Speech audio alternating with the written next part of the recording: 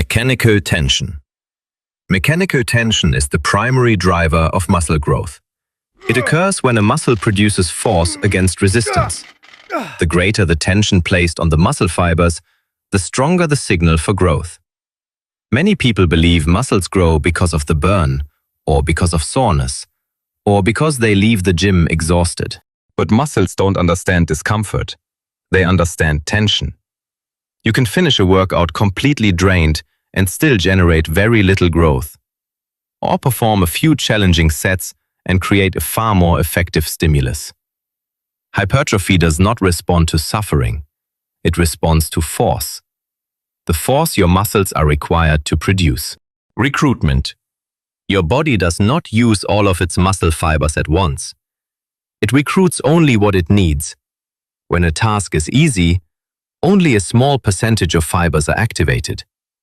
As the demand increases, more fibers are brought into action. The last fibers to be recruited are the largest and strongest. They also have the greatest potential for growth. This is why easy sets rarely produce significant results. Your body never needed to use its most powerful fibers. Training close to failure increases fiber recruitment, not because failure itself is magical, but because it forces your body to call upon nearly every available muscle fiber. Growth happens when the entire muscle is challenged, not just part of it. Overload. The human body adapts quickly. When a stimulus becomes familiar, it stops being a threat. And without a threat, there is no reason to change. If you lift the same weight for the same number of reps month after month, your body learns to handle it. Growth slows down. Hypertrophy requires increasing demands. More weight, more reps, more volume, more control.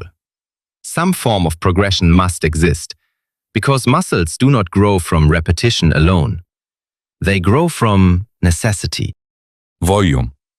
Volume is the total amount of work performed during training. More sets create more stimulus, and more stimulus often leads to more growth. But only up to a point.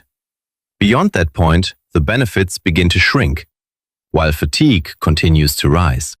This is one of the most common mistakes in fitness. People confuse more work with more results. Too little volume limits growth. Too much volume limits recovery. Muscle growth happens in the balance between stimulus and fatigue, not at either extreme. Recovery. Training does not build muscle. Recovery does. The workout creates damage and fatigue. Recovery rebuilds the tissue. During this process, muscle fibers become larger and stronger, but that process takes time. Poor sleep reduces recovery. Excessive stress reduces recovery. Inadequate nutrition reduces recovery. Many people try to fix a lack of progress by training harder, when the real problem is that they are recovering less. Growth happens between workouts, not during them. Protein. Protein is the raw material of muscle. Every new muscle fiber must be built from it. After training, your body begins a process called muscle protein synthesis. This is where growth takes place. But without enough protein, that process becomes limited. The stimulus may be there, recovery may be happening, but the building materials are missing.